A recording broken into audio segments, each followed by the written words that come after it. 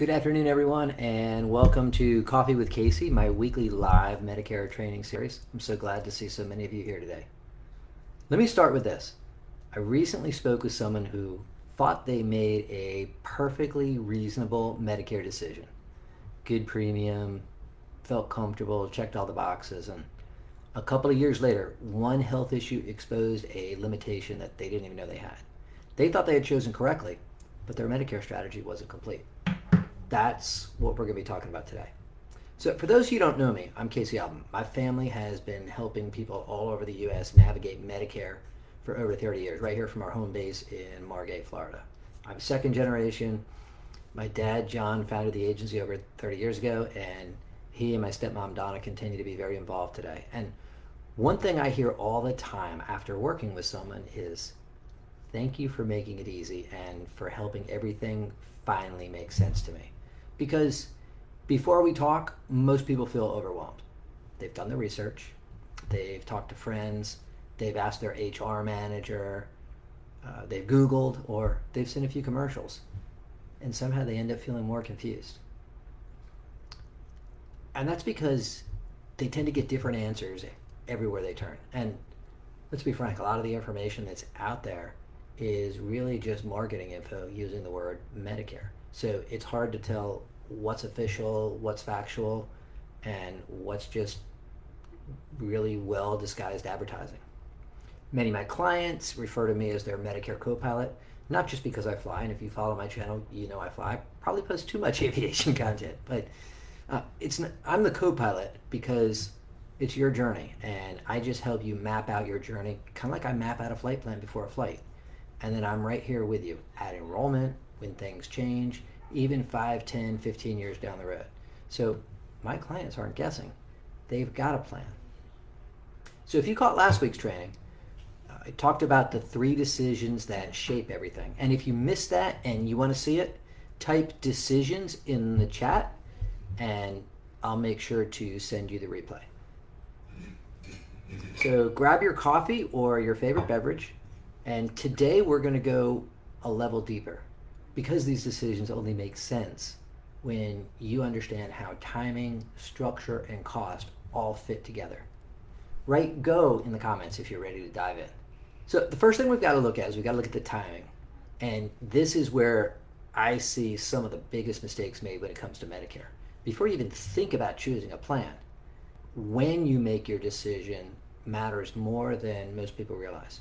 Your initial enrollment window at age 65, or when you first leave your group plan during a special enrollment period, if you have employer coverage that qualifies you to delay starting Medicare, that's your strongest position.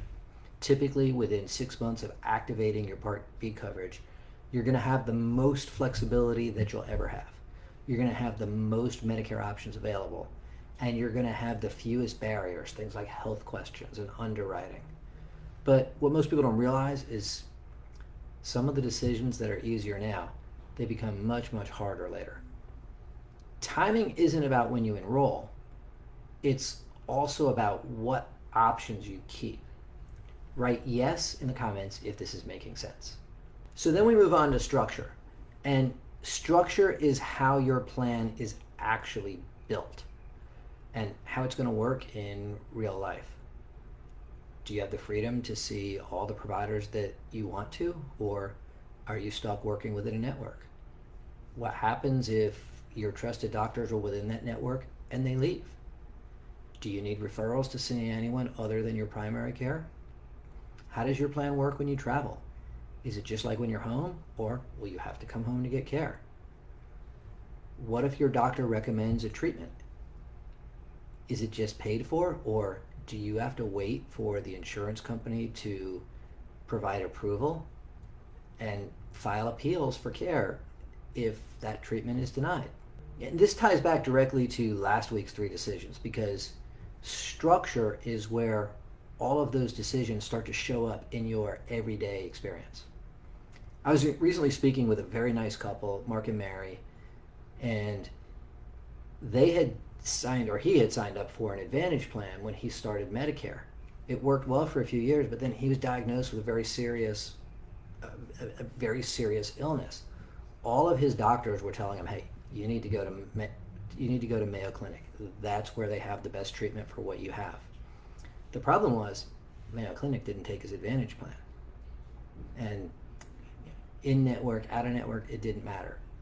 On that plan, he was locked out of the care that he really, really needed and wanted to get. And because he had already been diagnosed, it had been several years, he was outside of that initial enrollment window, outside of that special enrollment period. He couldn't pass underwriting from a supplemental plan standpoint, which a supplemental plan would have let him go to Mayo Clinic, no problem.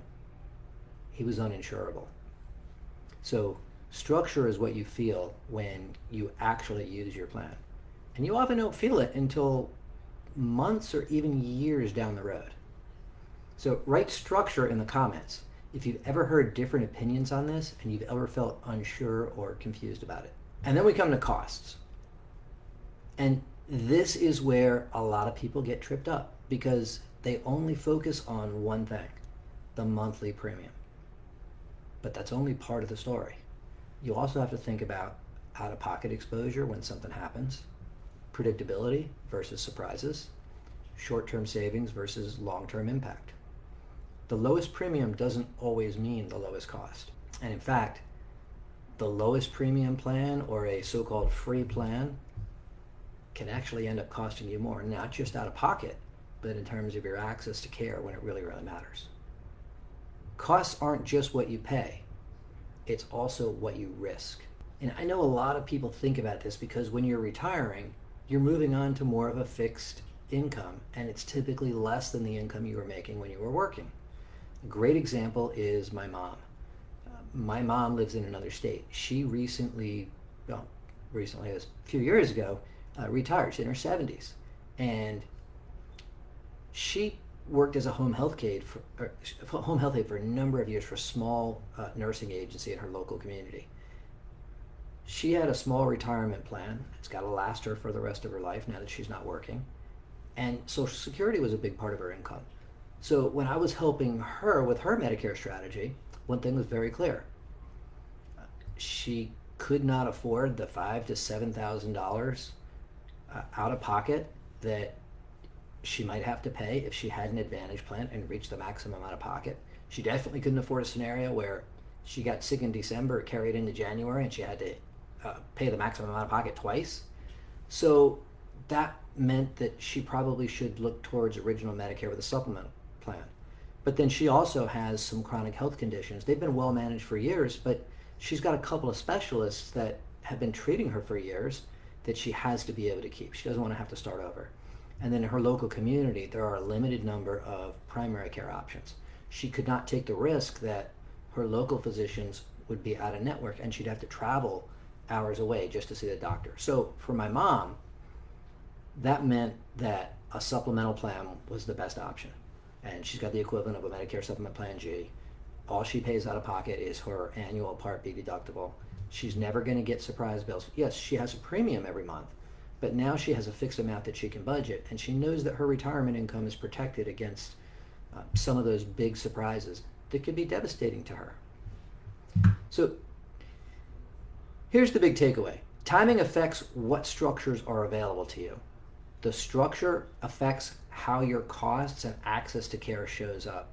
And costs are going to affect whether that's financial cost or cost in terms of access to care, how confident you feel using your plan. You can't separate these three, and that's where I see people get into trouble. Write value in the comments if this is starting to help you connect the dots. If this is opening your eyes a bit, that's the goal. But remember, your individual situation is unique. Your individual timeline is unique. Just because your friend or your neighbor or your HR manager or anybody else recommends something, that doesn't mean that it's right for you. Every Medicare situation is different. There's no one-size-fits-all approach. And that's where I can step in as your Medicare co-pilot and help you map this out so that you can make a confident decision, not only for now, but also for years down the road. And if you want help with that, I'd be honored to work with you. You just go to MedicareQuotes.com/Facebook, and you can schedule an appointment with me or my team.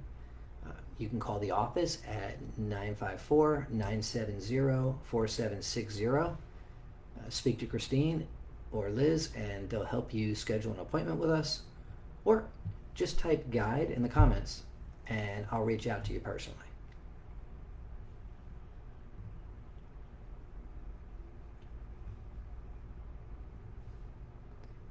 So let's go through a few questions that I'm asked often as I'm conducting workshops, live trainings, and even my one-on-one planning calls.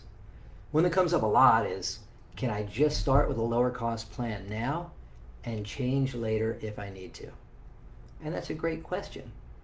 If you think about it, most of us are used to how annual enrollment works at work. You sign up in October, November for the next year. If you don't like it, well, next year you can choose from one of the different options.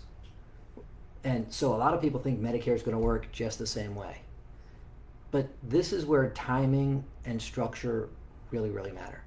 Yeah, in some cases you might be able to switch, but in others, switching later could require health approval. And what happens if you've gotten sick? Well, that means your options might not be the same as they are today. So it's not just about what works now, it's about what doors you're potentially closing or keeping open. I like to think about it like this. At 65, or when you're first starting Medicare during a special enrollment period, if you came off of a group plan later on, you're essentially interviewing Medicare. You have all of your options open and available to you. But after that window closes, now the Medicare system is interviewing you.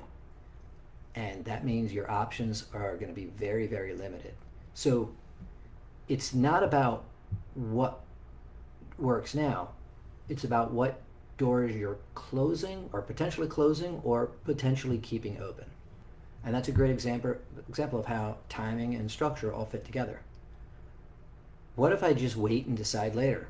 It ties into that last question, but that one can be risky depending on your timing, because Medicare has specific windows where you have your best set of options. So if you wait or you delay certain decisions, you might find out that some plans aren't as accessible later. For example, if you're trying to get a Medicare supplement plan and it's been more than 6 months since you started Part B, with a couple of exceptions, if you answer yes to certain carrier underwriting questions, you're not going to be able to get one. In some cases, you might have to wait a couple of years. In other cases, you might never be able to get one. So your choices can become more limited as time goes on. So it's not about rushing. It's about jumping into something right away. It's about making a well-timed decision so that you don't accidentally reduce your options and find yourself in a situation where you're getting hit with out-of-pocket costs that you really can't or don't want to afford, or where you don't have access to the care that you really, really want and need. Another big question that comes up is, isn't Medicare basically the same no matter what plan you choose? And it's easy to believe because you see all those commercials on TV and they're talking about extra benefits and you could be missing out on benefits. And again, friends, neighbors, HR managers, Google, there's all kinds of misinformation out there. And yes, at a high level, okay, it's all Medicare. But how you access that coverage can be very, very different. You got different structures. Advantage, which is network-based managed care, yeah, it's going to be a little cheaper up front, but you're going to pay in other ways, like trade-offs, access to care, the insurance company becoming essentially the gatekeeper that decides, for all intents and purposes, whether or not you're going to be able to get care, appeals if they deny stuff. And on the flip side, Medicare supplement or freedom-based care. Yes, you are going to have a monthly premium, but you'll have the ability to see any doctor anywhere in the country who accepts Medicare, or go to any hospital. If your doctor approves a test or a treatment, in almost every case, Medicare is going to pay for it. And you're not going to have to worry about referrals or pre-approvals. You definitely won't have to worry about networks. If you're traveling, your plan's going to travel with you, and as long as you're within the United States, it's going to work just like it does at home. So you've got some plans that are going to give you more flexibility, some that are going to rely on those networks and referrals, And again, some look cheaper up front, and then they shift more of that cost onto you, and also they reduce your freedom. And your options tend to shrink more and more as time passes. So while the foundation is the same, the way it works in your life can feel very, very different depending on what structure you choose. And that's really a great example of how timing, structure, cost all interconnect. So that's all the time we have for today. So thank you for joining me for this afternoon's Coffee with Casey. If you found this helpful and you want help mapping out your strategy or having someone take another look at it, make sure you are on the right path. You can schedule some time with me at MedicareQuotes.com/Facebook. Call the office 954-970-4760, or just drop guide in the comments and I'll be happy to walk you through it. And by the way, if you missed last week's live training where I covered the 3 key decisions, just comment decisions and I'll be glad to send you a link so you can watch the replay of that training too. That's all the time we have for today, so I will see you next week at 3 p.m. Eastern Time for Coffee with Casey. Have a great day, everybody.